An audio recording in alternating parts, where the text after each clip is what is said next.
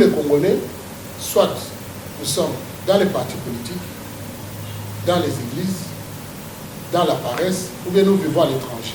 Un ingénieur peut devenir comme un musicien. À la pantalon taille basse, à ça n'inspire pas. Comment qu'en réunion, les ingénieurs de l'autre pays, quand ils viennent, tu ne verras jamais un ingénieur venir voir les autres ingénieurs à la tu le vois Michael Jackson. Nous avons un problème de l'expertise. Et je crois que dans 5 ans, 10 ans, nous allons être dans un pays où on n'a pas d'experts. Vous voyez? C'est pourquoi il faut que nos amis qui sont à l'étranger retournent et développent leur pays. Nous, Congolais, nous devons enlever ce qu'on appelle la paresse. Ok. Comment tu as de lundi à dimanche? Tu ne vas rien produire. Un sérieux problème. C'est un sérieux problème. Comment on a des gens qui ne savent même pas parler la langue du travail? C'est un grand problème. Mesdames et messieurs, bonjour. Merci de vous avoir encore plus nombreux devant vos postes télévisés ou encore vos tablettes, ordinateurs, en train de suivre votre tranche d'émission. L'importance de l'entrepreneuriat. Aujourd'hui, nous voyons que l'entrepreneuriat a plus de la valeur dans la jeunesse ainsi que dans toutes les classes sociales. Alors ici présent, nous allons recevoir pour vous un entrepreneur congolais qui est déjà un peu beaucoup plus des années dans l'entrepreneuriat. Il va lui-même se présenter. Bonjour monsieur. Bonjour. Vous êtes? Mon nom c'est M. Louis Kabongo Kalamba. Je suis né ici au Congo. Je suis grandi ici, j'ai étudié ici. Et puis je suis allé étudier encore à l'étranger. Je travaille plus à l'étranger. Je n'ai jamais travaillé au Congo. Mais à un certain moment, j'ai commencé à développer l'idée de commencer à revenir au Congo pour participer. Je ne suis pas revenu comme les autres qui viennent pour des fonctions politiques, qui peut être possible aussi. Ce n'est pas qu'on n'est pas incapable de pouvoir le faire, mais venir aussi ajouter une petite pierre au développement, au changement dans notre pays. Merci beaucoup, monsieur. Aujourd'hui, c'est un plaisir pour nous de vous recevoir sur nos plateaux. Alors, nous allons aborder 4 points essentiels en ce qui concerne l'entrepreneuriat aujourd'hui. Nous avons dit que même le gouvernement congolais s'est beaucoup plus basé sur l'entrepreneuriat des jeunes pour promouvoir l'avenir de la jeunesse aujourd'hui qui doivent se lancer dans l'entrepreneuriat et voir comment se développer économiquement. Alors, monsieur, nous avons notre première question. Depuis que vous êtes lancé dans l'entrepreneuriat, quelle est l'importance dans l'entrepreneuriat dans la vie sociale de toutes les classes, disons les jeunes, les adultes et tout? D'abord, j'aimerais d'abord que vous puissiez connaître, je suis de par ma formation économiste. Okay. C'est-à-dire je comprends comment un pays peut se développer, le mécanisme qu'on doit mettre en place. Lorsqu'on parle, l'économie est subdivisée en 3 parties. Il y a d'abord ce qu'on appelle l'économie primaire, qui est l'agriculture, l'économie secondaire, qui est l'industrie, et l'économie tertiaire, qui sont les services. Malheureusement, au Congo, nous avons sauté tout ce qui est agriculture, industrie.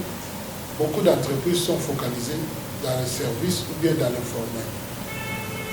Les grands problèmes que nous avons au Congo, c'est parmi les problèmes que nous avons pour le développement économique, nous avons l'absence de ce qu'on appelle les services intermédiaires, c'est-à-dire les consommations intermédiaires. Qu'est-ce qu'on attend par consommation intermédiaire? C'est-à-dire l'ensemble des entreprises qui ont des services, qui ont des industries, qui peuvent financer des grandes entreprises, qui peuvent travailler avec des industries. Maintenant, dans beaucoup de pays, ce genre de consommation intermédiaire est géré et mis en place par ce qu'on appelle les petites et moyennes entreprises. C'est-à-dire des petites et moyennes entreprises, ce sont des entreprises qui ne sont pas de grandes compagnies, mais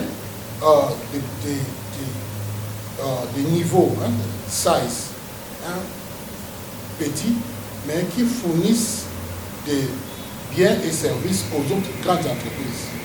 Maintenant, chez nous, comme ces services, ces genres des industries à consommation intermédiaire n'existent pas, nous sommes en train d'importer des choses que les Congolais pouvaient fabriquer localement ici. Je vous donne un exemple très simple. Les compagnies qui font, peut-être nous qui sommes dans le domaine de l'eau, nous devons avoir des compagnies intermédiaires qui fabriquent des bouteilles, des petites bouteilles que nous sommes en train d'agrandir, des bouchons, du plastique, tout ça. Je dois prendre des exemples. Maintenant, ces 3 compagnies-là, prenons l'exemple d'un Congolais qui fait seulement le plastique et qui nous le vend. C'est ce qu'on appelle de consommation intermédiaire. C'est-à-dire, lui, le plastique, personne ne peut le manger, mais nous, on peut utiliser ses services, ses histoires, ses biens, ce qu'il produit, nous mettons les emballages et nous les vendons. Vous voyez, ils participent à notre activité, mais indirectement, ils n'ont pas de produits que la grande majorité peut consommer. Au Congo, nous avons cette absence-là. Maintenant, nous devons soit les importer. Maintenant, le peu d'industrie que nous avons ici au pays, c'est créé par des non-Congolais. Maintenant, nous les Congolais, soit nous sommes dans les partis politiques, dans les églises, dans la paresse, ou bien nous vivons à l'étranger. Maintenant, ce sont les autres qui sont venus combler le petit vide là. Le petit, c'est-à-dire même leur production n'est pas capable de pouvoir suffire tout le monde. Et soit les autres Congolais, ils vont en Chine, ils vont ailleurs, ils vont commander. Et maintenant, quand vous parlez de l'entrepreneuriat, nous, en tant que Congolais, nous devons maintenant commencer à voir quel est le domaine où on peut investir. Chez nous, les Congolais, ils aiment des choses trop rapides. Hein, les combles, quand il y avait d'Aïpen, il y a eu des sauces qu'on appelait sauces en série. C'est-à-dire des sauces au moment où elle a été nous les mangeons après quelques jours. Mais lorsqu'on veut investir dans le futur, les mécanismes de sauces en série doivent être bannis. C'est-à-dire un Congolais peut commencer à voir dans n'importe quel secteur, qu'est-ce que moi je peux faire pour participer aussi. C'est-à-dire les petites et moyennes entreprises, ils se servent dans cet état-là, au milieu là, entre comme intermédiaire. L'intermédiaire, ils fournissent des services intermédiaires. Okay. Voilà là où l'entrepreneuriat est très important. Je vous entends parler de l'entrepreneuriat des jeunes. Oui, vous avez raison, parce que la grande majorité de la population sont des jeunes, mais la majorité des jeunes n'ont pas de moyens. Ils ont décidé, mais n'ont pas de moyens. Mais je pense que l'entrepreneuriat peut se faire aussi avec les gens qui ont déjà travaillé pendant plusieurs années, qui sont à l'étranger, qui ont des petites économies, des gens qui ont un peu d'argent. Et je crois que ces gens-là aussi, ils peuvent aussi participer. Je crois que c'est eux qui peuvent amener plus de capitaux pour créer, pour être dans l'entrepreneuriat. Je vous donne un exemple très simple. Prenons l'exemple, quelqu'un, il engage 5 personnes. 5 personnes. 5 personnes, chaque personne a minimum 4 personnes à nourrir. Ça fait 20. Mais si nous avons 1000 Congolais qui engagent 5 personnes, vous voyez, c'est combien? C'est 5 000 et 5 000 c'est 20 000. Maintenant, nous en tant qu'économistes, le revenu, nous ne le voyons pas en termes du nombre de personnes, mais en termes de gens qui peuvent aller acheter sur le marché. En termes de consommation sur le marché. Voilà. C'est ça qu'on a. Vous pouvez avoir 20 millions d'habitants ici à Kinshasa. Mais s'il y a 17 millions qui ne travaillent pas, c'est un sérieux problème. C'est un sérieux problème. Oui, oui. Mais si nous pouvons utiliser 10 millions de personnes, vous voyez, 10 millions de personnes, ça va créer beaucoup de problèmes sur le marché parce qu'ils vont influer sur le marché.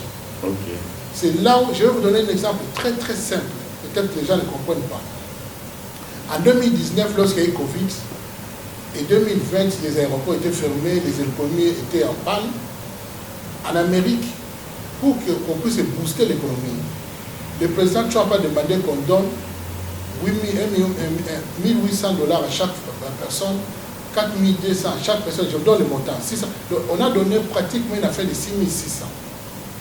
Lorsque les gens ont eu l'argent entre leurs mains, qu'est-ce qu'ils en ont fait? Ils ont quitté leur maison, ils sont allés dans le magasin. Maintenant, les magasins ont commencé à constater qu'il y a un afflux de gens qui viennent acheter. Qu'est-ce qu'ils ont fait? Donc, il y a forte demande et une baisse. Bien sûr. Mais, ils ne sont pas comme nous. Lorsque les gens commencent à affluer le marché, ils disent à leurs producteurs, ici on a besoin de tomates.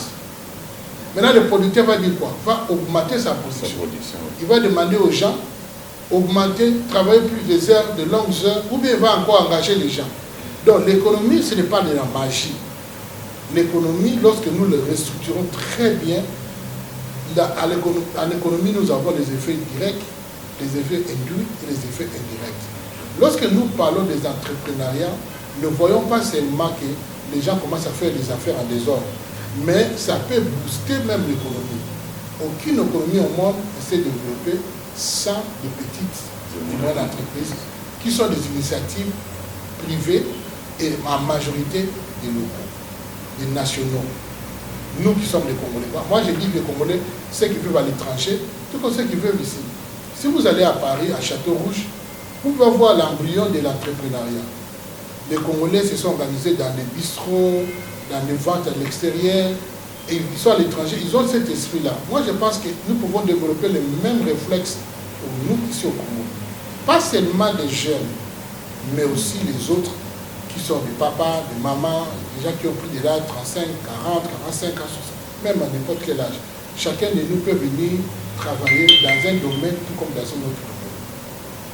Ok, merci beaucoup, mesdames et messieurs. Vous venez de suivre combien de fois le Messie a éclairé l'opinion par rapport à cette importance de l'entrepreneuriat aujourd'hui, que notre gouvernement, que nous faisons appel de faire la même chose pour que nos jeunes et nos aînés, les anciens, puissent bien se retrouver dans tout ce qu'ils sont en train de faire comme entrepreneuriat.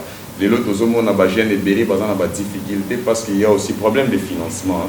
Il y a des jeunes qui veulent quand même se lancer dans l'entrepreneuriat, mais il y a des limites, il y a le financement. Je ne sais pas, ces gens-là, vous pouvez les emmener de continuer ou bien d'attendre encore les investissements qui doivent venir peut-être du gouvernement ou encore de quelqu'un.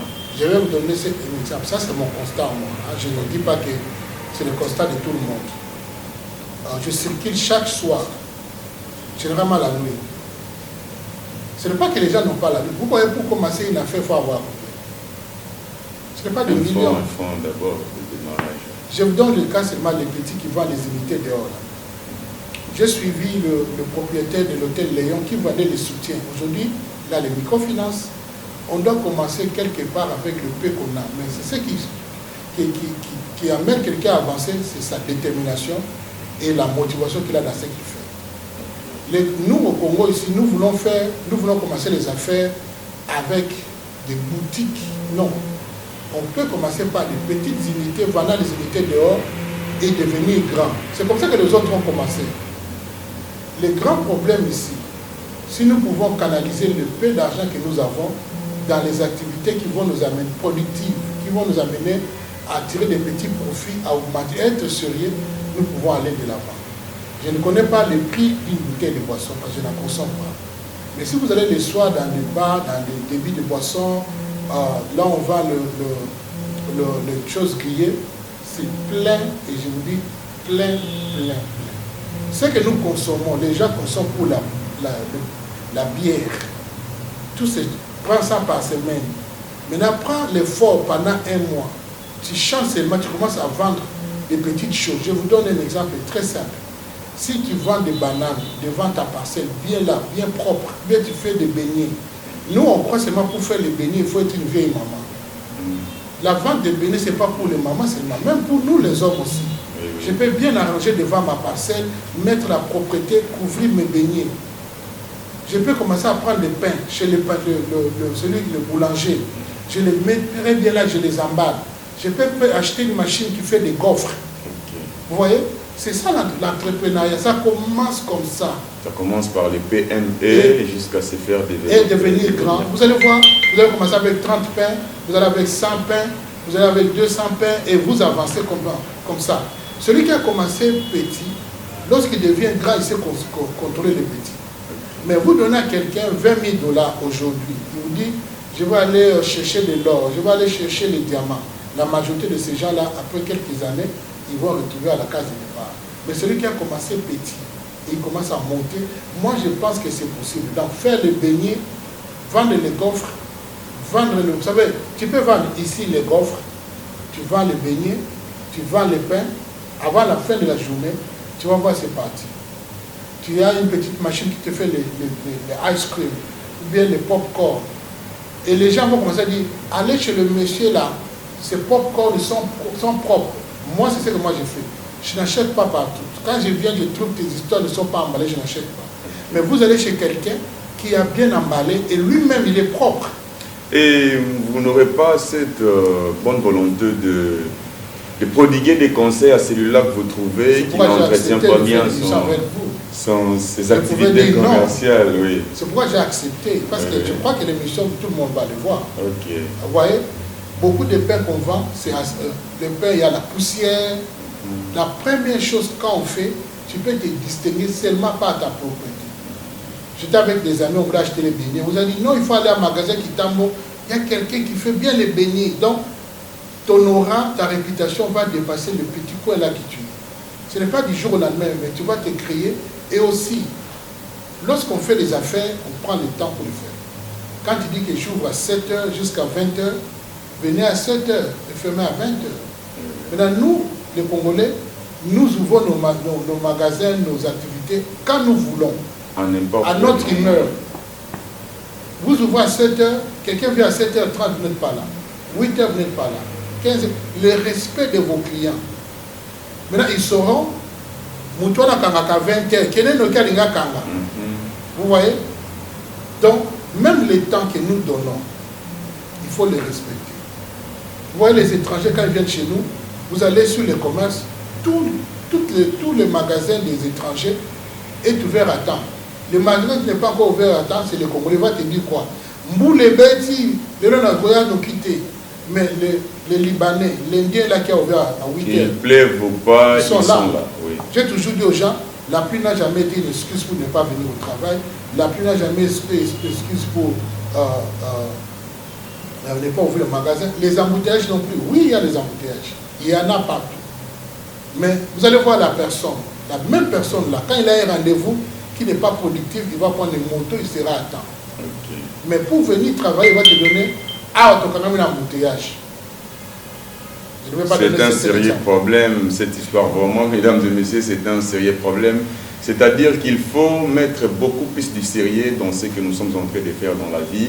Et surtout pour ces gens-là qui se lancent dans l'entrepreneuriat, les petites et moyennes entreprises, comme vient de le dire monsieur tout à l'heure, il faut toujours chercher à valoriser ce que vous faites pour attirer plus de clientèle, pour attirer plus de gens vers vous. Parce que de nos jours, les gens peuvent exercer des PME, mais ils ne savent pas comment recadrer cela, comment entretenir cela pour attirer plus de clientèle. Je vais ajouter quelque chose dans cela. Je parlais des petites industries, mais un pays ne peut pas se développer sans agriculture. Ok. Il y a au mois de novembre, j'ai fait Kinshasa, Mwanga. J'étais complètement dessus. De Kinshasa, Mwanga, il n'y a pas de champs. Quand vous dépassez le pont Maréchal, il y a plus de cimetières. Maintenant, je me pose la question, nous, jeunes, les jeunes gens qui sont ici, est-ce qu'on ne peut pas aller faire les champs? Vous voyez? Le problème, il faut qu'on change de paradigme. Ok.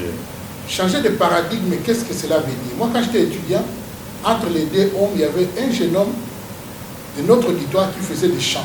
Et il venait nous vendre le même produit des champs que nous, on achetait chez lui. Maintenant, quand on était dans l'auditoire, s'il demande à poser la question au professeur, tout le monde l'appelait agriculteur pour les décourager. Mais l'argent qu'il obtenait, il était mieux que nous. Oui. C'est-à-dire nous devons enlever ces complexes-là. Vraiment, c'est la cause à Bilanga. Ah oui. Aujourd'hui, si la Chine est développée, c'est grâce à l'agriculture. Voilà. Il y a plusieurs pays du monde aujourd'hui qui sont en voie de développement ou encore en avancée du développement, c'est grâce à l'agriculture. Voilà. Donc l'agriculture est une très bonne chose en tout cas. Ne négligez pas ces domaines-là, les agriculteurs, nous vous encourageons de continuer à initier beaucoup plus de gens. Sur l'agriculture là. Oui. Prenons l'exemple, j'ai visité tous les magasins ici. Vous savez, il n'y a pas trop de piments, il n'y a pas trop de gingembre. Okay. Si moi je fais un petit champ de piments ou de gingembre, je propose à tous ces supermarchés qui sont à terre ici, bien emballés, bien nettoyés. Vous croyez que ces gens-là ne viendront pas chez moi? Mais qu'est-ce qui se passe avec nous? Vous fournissez pour la première fois, quand ils commencent à vous appeler, vous dites que non, je n'ai pas encore de sous-sauté. C'est ça qu'on appelle en anglais consistency. C'est-à-dire, tu sais que quand je vends mes piments, les gens achètent ça. Quand je vends les gingembre, bien nettoyés, bien arrangés, ces gens-là vont commencer à voir, au lieu d'aller importer, que ça coûte cher, ils viendront chez toi. Non, il y a un jeune homme là. C'est ça l'entrepreneuriat. Donc il faut être beaucoup plus actif dans la production pour garder cette clientèle sérieuse. Consistant. En anglais, on dit consistency. C'est-à-dire, je prends l'exemple de notre voisin, je ne cite pas le nom, qui vend aussi, le supermarché qui est là. il vous prend chaque semaine 100 kilos de piment. Moi, le piment, la valeur ajoutée est faible. Si tu vas acheter des petits conteneurs, toi-même tu les piles. Tu n'en as pas beaucoup, tu achètes des mortiers, tu engages 5 personnes, tu as de piler, et vous allez faire, l'aspect que j'allais ajouter, des emballages de qualité. Ici, vous allez voir quelqu'un va mettre Peggy, piment, mais avant de quitter chez toi jusqu'au magasin, ça tombe sur la route. Vous savez, l'emballage... Un sérieux problème d'emballage. Voilà. Donc, ouais, maintenant, si moi je suis... Prenons seulement, toi tu fais le piment. Hein? Moi je te fais les emballages. L'autre ami qui est devant là, il me fait le petit conteneur pour mettre les piments. Vous voyez? Combien d'activités? C'est ce qu'on appelle la consommation intermédiaire. Oui, oui. Vous voyez? Piment. Tu n'as pas le temps. Moi je prends tes piments, je vais engager 5 jeunes hommes qui dorment sur la route. Ils sont en train de tu n'as même pas besoin de mixeur. Tu as 10 na 4. Et puis, moi je te vois combien d'activités fonctionnent. Maintenant, la dernière personne, lui, il prend ça, il va donner au supermarché. Vous voyez, 4 étapes de consommation intermédiaire. Maintenant, ce qui va dire, Mamoko, n'a pas besoin de pili, il vient chez celui qui a tout à l'heure. Mais ce qu'on a tout à l'heure, parce que maintenant, voilà, la personne qui a tout à l'heure, il n'a pas seulement un seul client. Il en a au moins 20, s'il n'y en a pas chez lui. Et il dépend du producteur. Voilà. Et il dépend aussi de l'emballage. Est-ce qu'on ne peut pas s'organiser de cette manière-là? C'est une très bonne idée, une très bonne initiative. Alors je vous pose une petite question. Est-ce que dans tout ce qu'on a parlé là, le gouvernement intervient? C'est un sérieux problème. Maman Denise, est-ce que Maman Denise doit intervenir? Non. C'est nous-mêmes qu'on doit se prendre en charge. Alors, si on doit vraiment la petite conclusion à ce niveau ici, nous, Congolais, nous devons enlever ce qu'on appelle la paresse. Ok. Oui, la paresse a commencé comment? Avec la fonction publique. Peut-être que ça a 10h, à 13h à zone. Maintenant, il fait quoi entre 10h à 13h? Mais avant, il y a 13h, débit de boisson, mais ça va jusqu'à 21h. Alors, si nous pouvons utiliser, utilize, comme on dit en anglais, le peu de temps là, il y a aussi un mois bilan, il y a tout à Philippines, il y a aussi un emballage à pied. Maintenant, avec les ordinateurs, les emballages de qualité peuvent être produits. Sans problème. Sans problème. On a mis ton numéro là, on a mis ton petit Facebook page, Instagram page. Vous savez, nous pouvons, les pays qui se sont développés, ce n'était pas de la magie. Mettons les sérieux, enlevons la paresse. Merci beaucoup, messieurs. Alors, j'ai encore une petite question que nos téléspectateurs se poseront pour savoir qu'est-ce qui vous a inspiré de vous lancer dans l'entrepreneuriat et cela fait combien des années depuis que vous êtes dans l'entrepreneuriat? Ok. Moi, je ne peux pas dire inspiré. Oui. Je suis d'origine congolaise. Okay. C'est l'amour de mon pays. Quand vous aimez ce pays, je peux même dire que nous qui habitons à l'étranger, nous aimons ce pays plus que vous qui habitez à l'intérieur. Ça, je peux le dire. Parce que vous ne pouvez pas savoir combien de temps nous passons sur YouTube pour savoir ce qui se fait ici. Si vous pouvez voir, vous allez dans votre YouTube page, vous regardez les origines, les gens qui regardent votre page, c'est plus l'extérieur. Ce n'est pas parce que ce n'est pas l'Internet ici. C'est-à-dire Internet rapide. Ouais. Je peux vous dire, quand on vous dit peut-être Goma est tombé ou bien Bukavu, les gens qui dorment avec des soucis, ce sont les Congolais de l'étranger. On a l'été. On s'appelle Okini. Parce qu'ils sont tout le temps informés de la situation. Même tellement. Mais quand nous venons avec les initiatives pour faire des affaires, nous sommes découragés par les gens qui habitent ici. Pourquoi? Parce que les gens qui habitent ici, dans le système, il y a Soso Namaki. Vous voyez, bon, moi j'ai des hectares, tout ça bilanga. Ah non, vraiment, les Congolais, les Congolais, vraiment, c'est le bilanga. Mais quand on a la casa, on a le bilanga, mais si on a le costume, on bosse à zone de chaos. On devient boss par sa propre labeur. Okay. On ne devient pas boss dans mon diamant. Les gens qui ont plus d'argent dans le monde, ils sont soit dans les nouvelles technologies. Ce sont les gens qui ont fait exister des histoires qui n'existaient pas. Vous savez, vous connaissez McDonald's. Oui, oui. Ceux qui McDonald's, ils ont vivre, il y a bateau Basara Bilanga pour la McDonald's. Peut-être la McDonald's. Okay. De former nos enfants et les instruire à l'école, l'instruction et l'éducation doivent être repensées. Le système Yakosengawana, nous devons le réduire. Au quand quelqu'un t'envoie $500, mais t'as donné un fonds pour commencer les affaires. C'est un grand fonds d'ailleurs. C'est un grand fonds. Oui. Combien moi j'ai donné aux gens? Des 1000, des 2000, des 3000. Au plus ça me tombe, hier c'est mon ami, il à moi mobile, à staffer dans moi si moi. Loisirs de gauche à droite, distraction en voilà. Même temps. Au plus ça me véhicule, que là sur la page WhatsApp, à staffer dans moi si moi na 4. Un sérieux problème voilà, pour la jeunesse d'aujourd'hui. Et demain, il viendra encore chez toi. Après, demain, il viendra encore chez toi. Bateau nous a kabela mbongo mutu moto na kutie awa abetenga sur mbongo pesa ngana tala mapa na koma oteka na koma même na bato $1000 au cause en moto.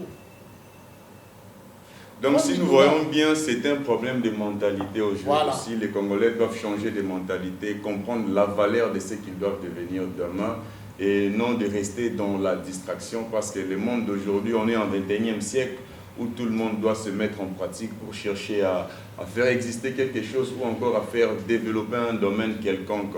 Au lieu de rester tout le temps dans des coins, passer du temps en train de boire, se distraire, sans rien faire, vraiment, c'est là... Je vous donne un exemple simple, peut-être, j'observe. J'ai terminé à travers 22 ans, je suis manqué quelque part ici. À ce moment, on a dit, on est belé. On est dans la match. Ce qui est réel, je ne connais même pas. Je me suis posé la question, ok, les gens que vous regardez là, ils font quoi? Publicité, donc nous, on est consommateurs, nous n'impactons absolument rien. Vous savez, ici, on aime les winners, ce n'est pas mauvais, je ne peux pas... Mais quand les gens tirent l'argent des winners, ils font quoi avec ça? Moi, je comprends que cette histoire d'ailleurs apporte beaucoup plus de fainéantise parce que les gens ne produisent rien, ne font que dépenser ce qu'ils gagnent au hasard, par étoile ou chance. Or, ces petits fonds que vous gagnez, c'est aussi des fonds à mettre dans des investissements ou chercher à faire quelque chose qui peut vous développer dans les jours à venir. Donc, les investissements ne demandent pas beaucoup de fonds. Oui, oui. Le peu que vous pouvez avoir, moi je peux avoir cette caméra-là, demain j'en aurai 20. Oui, oui. Je suis allé en Inde il y a un mois à peu près, le TikTok ne passe pas là-bas. À Congo, quelqu'un peut rester des heures et des heures devant TikTok. Ces heures-là que tu passes devant TikTok, tu pouvais avoir 100 petites bouteilles à pilipili au côté. Tu n'as même pas besoin de vendre dans les supermarchés. Si tu as les bandes à boire, pilipili y a pégui, si tu as les pilipili, on a ça dans bien. Ça va pilipili au sanini. Et puis, ce que tu as fait, c'est pilipili. On a les livres à lobby. Mais les Américains sont à mon pilipili, on va comme ça. On a engagé bateau. Pilipili est combien belé. Et comment qu'il y a la province. À augmenter mes devs. À augmenter mes devs. Donc, non seulement, on est le fait d'entraînement à Baxi Bateau, on le fout à bateau. Vous savez, j'encourage, ce n'est pas la publicité, la dame qui a fait le Planète J. Ok. Vous voyez, aujourd'hui, c'est presque partout à Kinshasa. Nous devons encourager les gens qui ont ce genre d'initiative. Oui, oui.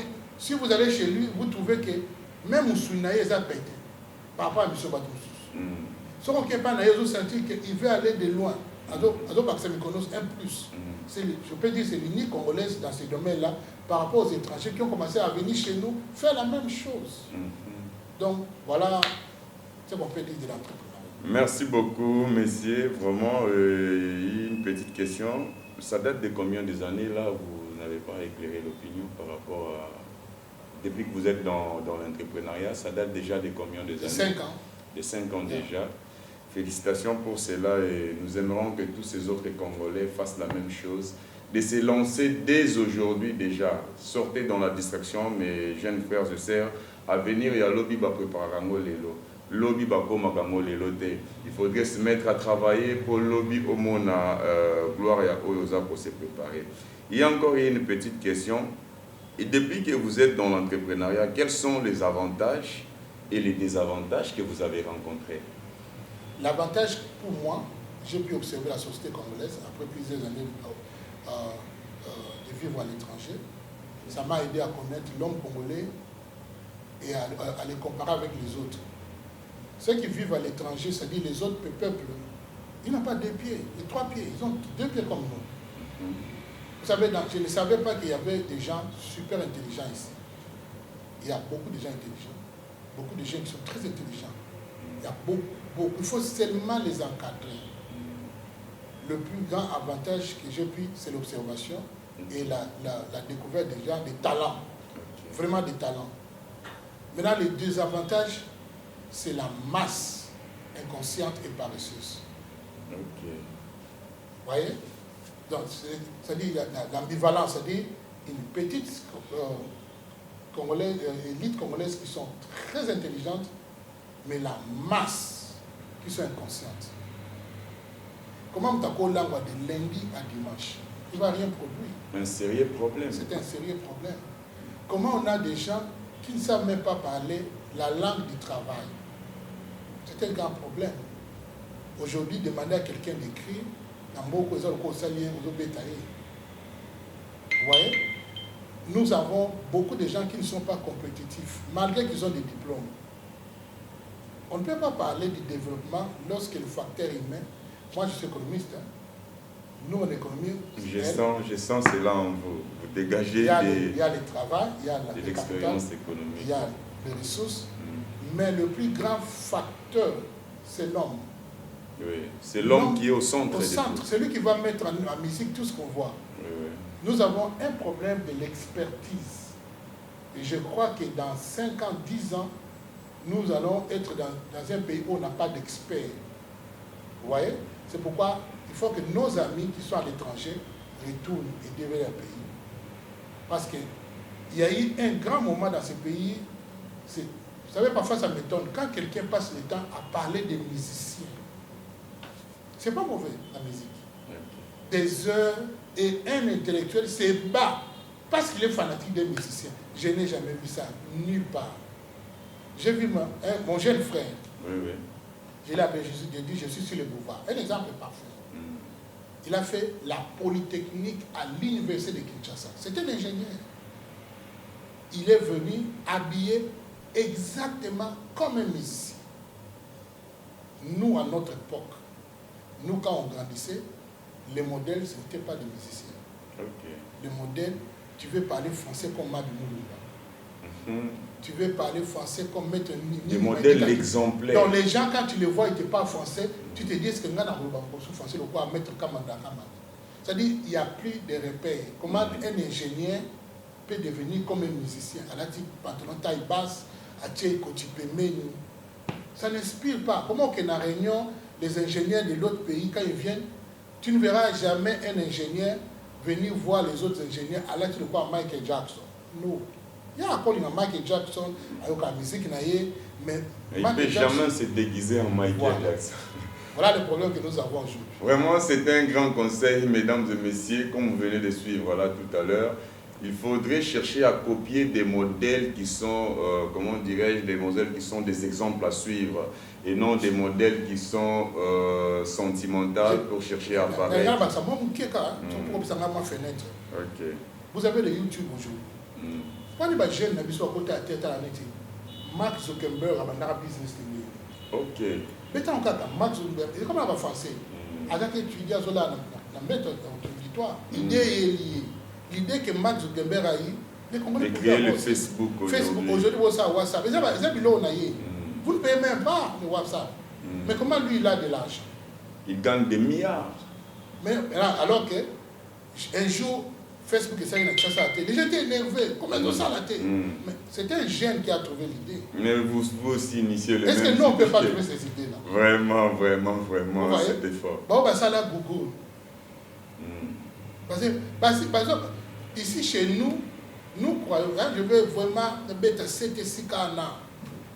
Aujourd'hui, les gens se précipitent à avoir des diplômes alors qu'ils n'ont pas la matière grise. Ok. Je suis professeur d'université. Mais ailleurs, en Amérique, les professeurs ne se disent même pas professeurs. Vous n'avez jamais entendu quelqu'un qui est professeur. Est-ce qu'on a dit que Condoleezza Rice, c'est lui qui avait formé Bush, le président, oui, sur les questions les questions internationales. C'est lui qui l'avait formé, autant que c'est le quoi moi là. As un professeur d'université. Est-ce qu'on a Condoleezza Rice, c'est professeur Condoleezza Rice? Non, non. Nulle part ici. Nulle part. Mais chez nous, vous allez voir quelqu'un, je suis professeur à l'université, mais dans mon tour, on a beau bisanga, autant vraiment beau l'examen. Mon tour n'est loti, zéro. Il y a même des gens avec qui, quand on était étudiant, moi je le connais vraiment fouteur, tricheur. Mais les gens cherchent des diplômes. Vous savez, les diplômes, ils ont présomption à connaissance. Mark Zuckerberg, ils n'ont pas de doctorat, mais ils utilisent des gens qui ont des thèses de doctorat. Oui, oui. Si vous allez à MIT, Massachusetts, Institute Technology, les universités à Monini, à côté à Harvard, vous allez trouver toutes les grandes compagnies là, sont là. Ils travaillent avec les professeurs d'université. Ils fournissent les recherches. Donc moi je pense que on a Congo tous à la Luka, Mayeli, tout est fonctionné.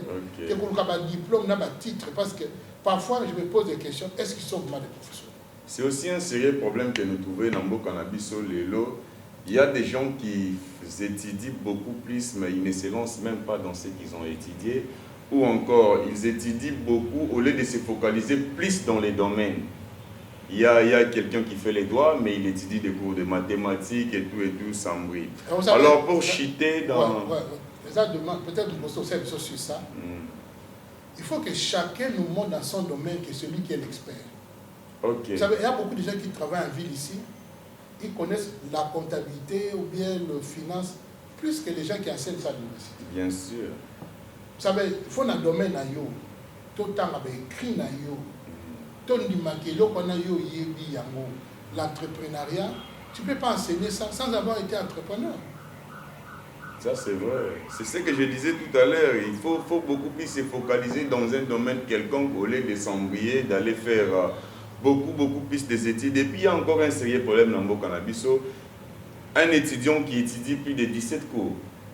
Et à la fin de ses études, dans un domaine ou dans un travail qui lui sera peut-être donné ou encore casé quelque part, il ne se retrouve pas avec tout ce qu'il a étudié à l'université. Qu'est-ce que vous conseillerez à tous ces systèmes d'éducation que nous avons? On doit repenser le système éducatif, on doit vraiment les repenser. Maintenant, qui vont les repenser? Ce n'est pas les professeurs d'université seulement. C'est même les gens de la société, nous qui consommons ces gens-là. C'est notre besoin Maintenant, les enfants doivent apprendre de nouvelles technologies dans tous les domaines. Aux juristes, aux économistes, aux médecins. Comment aux professeurs d'université ont utilisé ordinateur aux analphabètes? Ça, c'est oui. Alors, je dois vous le dire. Nous avons des analphabètes qui sont diplômés. Comment papa, il faut bien à moi, il y a la maintenant, message, les gens ne se recyclent pas. Vous savez, même moi, si je ne me recycle pas, je deviens analphabète. Oui, oui. Et puis nous voyons que notre système éducatif aujourd'hui est totalement corrompu. Il y a des diplômés qui n'ont pas de bagage, comme vous venez de le dire. Mais qui deviennent des professeurs d'université. Ils deviennent des professeurs, des hauts cadres dans des différentes institutions. Est-ce que vous savez que Al Gore, le vice-président, il a fait à l'université. Massa Makiel était dans un docteur. Chez nous, vous allez voir quelqu'un se présenter. Je suis professeur à la faculté de...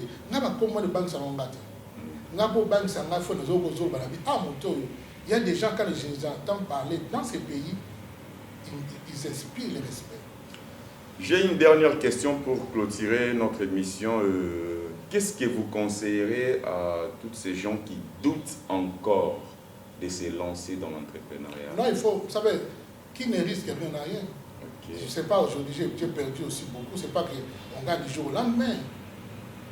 On gagne du jour au lendemain. Non, il faut seulement prendre des risques. Tous ces gens qui ont réussi aujourd'hui, ils ont pris des risques, ils ont échoué, et puis ils ont des erreurs. C'est comme ça qu'on va avancer. J'ai perdu beaucoup d'argent, mais je ne peux pas me fatiguer. Hein? C'est plus en perdant qu'on apprend de ses erreurs et on avance. Donc le risque est chercher à connaître Je crois que ça va beaucoup nous aider. Quittons les partis politiques, allons dans l'entrepreneuriat. En bref, qui ne risque rien n'a rien. Merci beaucoup, messieurs. Alors, c'était votre tranche d'émission, l'importance de l'entrepreneuriat. Aujourd'hui, nous avons reçu un grand entrepreneur qui vient d'éclairer l'opinion, vous faire comprendre son importance, le valeur et tout de l'entrepreneuriat. Merci beaucoup, messieurs. Restez scotchés, aimez, partagez, likez, tapotez. Alors, ça sera une très bonne chose pour élargir beaucoup plus de la diffusion. Merci beaucoup. Derrière la caméra, on avait Peggy, Doudou, le réalisateur de cette émission. Merci beaucoup, mesdames et messieurs.